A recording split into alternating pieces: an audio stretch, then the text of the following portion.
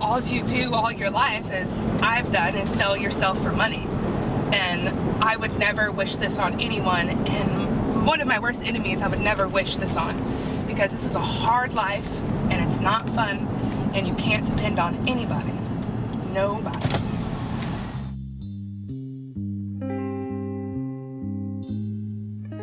She's being gang raped, she's being beat, she's being deprived of water and food for 3 days until he breaks her will to the point where she's going to do whatever he says because he has just become her god. It's an art of betrayal out here.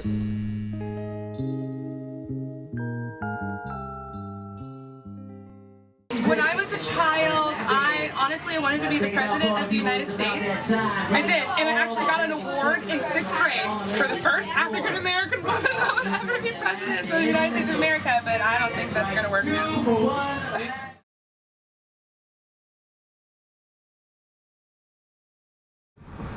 Gotta do what I gotta do to make sure that my daughter and I can eat and live, because that's the bottom line here.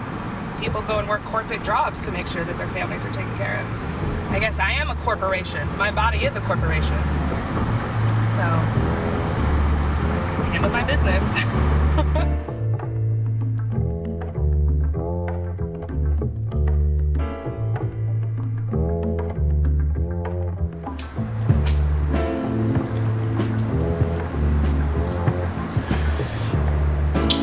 Our track is about 50, 80 blocks long. I gotta keep it moving. If you sit there, your father gonna sweat you. They're gonna hit you with a soliciting ticket. Tell someone's renegades because they was looking all up in the truck, trying to see who it was. Then you see there was some pros out there that was looking down at the ground, wasn't trying to make no eye contact. They already know if you make that eye contact, you're taking it all. That's mine.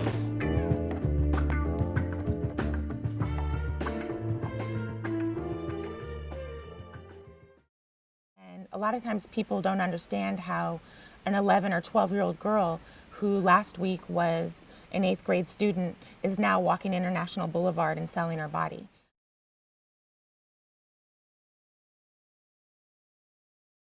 When you get to know these girls and you understand their stories and the pain and the tragedy that is their life, most oftentimes walking International Boulevard is not the first time that they've been exploited. They've already been molested and raped by their father or their grandfather or their neighbor. The first time I had a sexual encounter with someone for money, I was probably like 11 or 12 years old. My mom was on drugs for a period of time in my life, and she wasn't there for me and my brother. So I'm very mature for my age. I was a double D when I was like 6th grade, like full body woman. We needed food and, just things to just survive in the world, I guess you would say. And, oh God, I'm so nervous. One of our neighbors used to have me come downstairs and clean his house. It was the first time I actually, sucked somebody's dick for money, I guess you would say, because he paid me to come and clean his house, but he was also paying me to come downstairs and suck his dick, and then,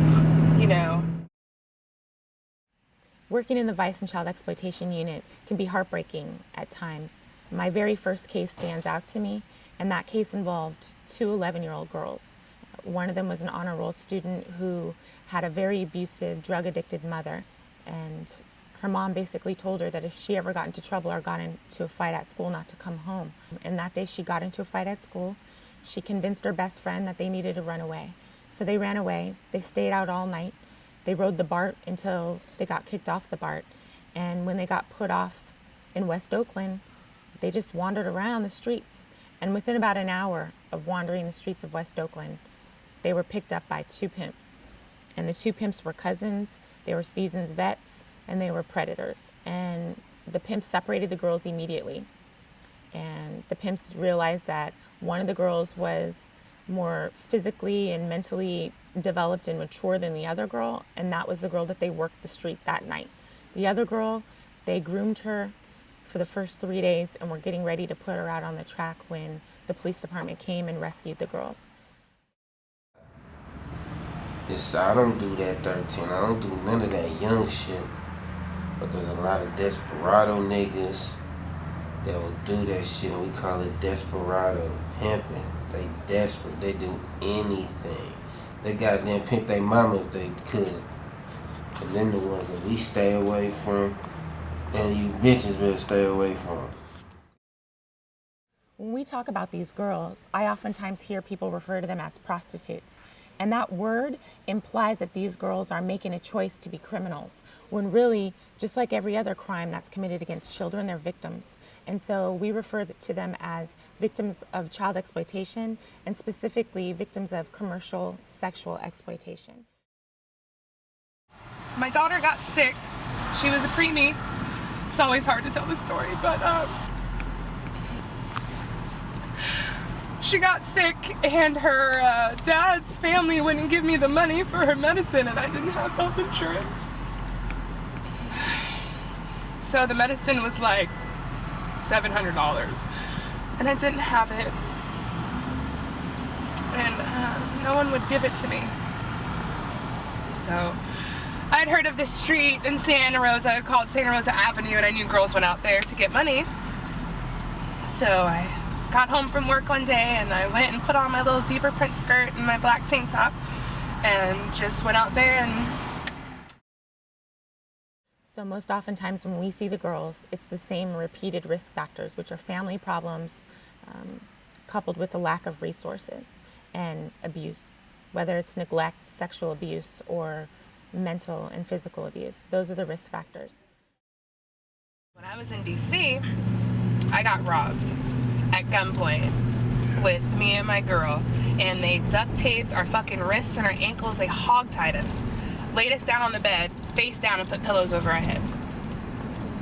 And I heard the gun. And all I could do was just lay there. This is like the most peaceful story I've ever told in my life. All I could do was just lay there and just be so peaceful, knowing that, like, I as a person did everything that I thought was right in my life to provide for my family, and that they knew that I loved them. So that's the one thing about them bitches. They gotta watch out for a pimp that's trying to knock them, 5-0 that's trying to knock them, a punk nigga trying to rob them, and a trick nigga trying to get over on something. He's a pimp that just uses strong arm, just will snatch a girl off a corner, snatch a girl off a block and trunk her, throw her in the back of the trunk, and then the next thing she knows, she's tied up, she's being gang raped, she's being beat, she's being deprived of water and food for 3 days until he breaks her will to the point where she's going to do whatever he says because he has just become her god. It is what it is. I've accepted my fate. I know that God loves me. I know God loves me. I know that because God is the only person that loves everyone unconditional, no matter what you do or what type of lifestyle you come from. God, Jesus, Allah, Buddha, whoever, they love you as long as you have a pure heart. And I believe I have a pure heart. I just gotta do what I gotta do to make sure that my daughter and I can eat and live.